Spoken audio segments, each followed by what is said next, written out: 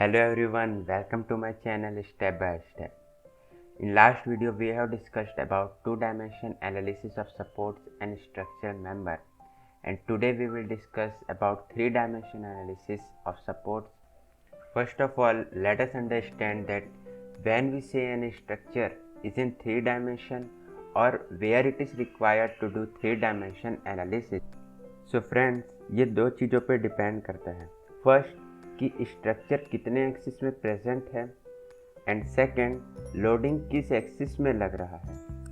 अगर हम कंडीशन 1 लें जिसमें स्ट्रक्चर तीनों एक्सिस में प्रेजेंट है, it means that the dimension of the structure can be measured in all the three axis and loading can be any of this axis. Then the structure is definitely in three dimension and we have to do three dimension analysis. And second condition ये है कि अगर structure किसी दो axis में present हो and the loading is present in third axis, then the structure is also in three dimension.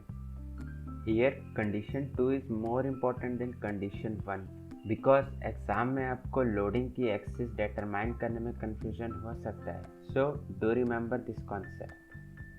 अब हम नेक्स्ट टॉपिक के ऊपर चलते हैं, that is reaction in three dimension. Friends, two dimension में हमारे पास तो सिर्फ तीन reaction, that is F X, F Y and M Z.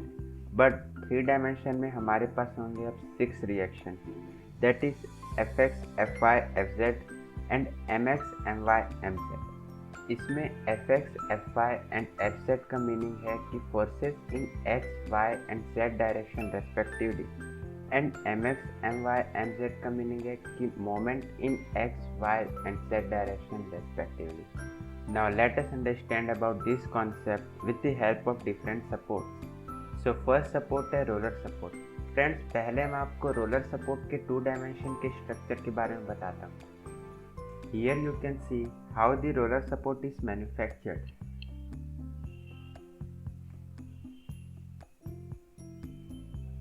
ये है हमारे तीनों एक्सिस जिसमें सपोर्ट और ये मेंबर सिर्फ एक्स और वाई एक्सिस में है.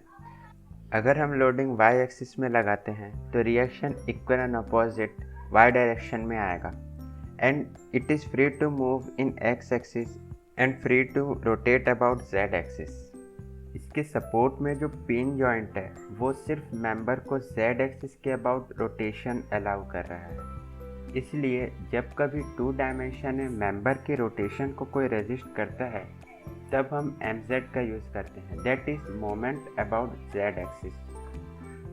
नाउ इसमें अगर हम रोलर सपोर्ट में से रोलर हटा दें और इसके सपोर्ट को हम ग्राउंड से कनेक्ट कर दें तो ये हिंज सपोर्ट बन जाएगा. इसमें सिर्फ स्ट्रक्चर का रोटेशन अलाउड है, इसका कोई मूवमेंट अलाउड नहीं होगा. इन सब से थोड़ा डिफरेंट होता है 3D सपोर्ट्स. अगर आप 3D रोलर सपोर्ट्स की मैन्युफैक्चरिंग देखें तो ये कुछ ऐसा होता है, ये किसी भी डायरेक्शन में मूव कर सकता है और किसी भी डायरेक्शन में रोटेट भी कर सकता है. बस ये वर्टिकल डायरेक्शन में कुछ नहीं कर सकता बिकॉज वर्टिकल डायरेक्शन में इसको एक रिएक्शन मिल रहा है जो कि ग्राउंड से इसको कनेक्टेड रखता है. अगर इस सपोर्ट से हम रोलिंग बॉल को हटा दें तो ये 3D हिंज में कन्वर्ट हो जाएगा, सो दैट ये किसी भी डायरेक्शन में मूवमेंट नहीं कर सकता, बट हाँ ये ज़रूर तीनों डायरेक्शन में रोटेट कर सकता है. दैट्स वाई इसमें 3 रिएक्शन आते हैं, F X, F Y and F Z. अब आता है हमारे पास third support, that is fixed support. Fixed support का कहीं भी कोई भी मूवमेंट नहीं होता और कहीं भी रोटेशन नहीं होता. ये एक स्ट्रक्चर मेंबर एक रिजिड सपोर्ट से फिक्स्ड हो जाता है. दैट्स वाई इसमें सारे रिएक्शन आएंगे. Now let's summarise today's concept.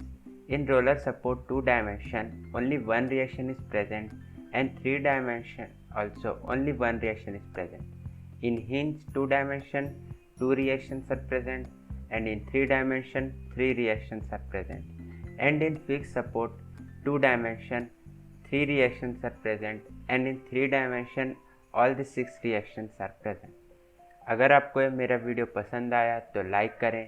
अगर आपको कोई डाउट है या आप चाहते हैं कि आपके किसी कॉन्सेप्ट पे आपको विजुअलाइज करना है तो नीचे कमेंट करें और चैनल सब्सक्राइब करें और अपने फ्रेंड्स को भी शेयर करें. Thank you for watching.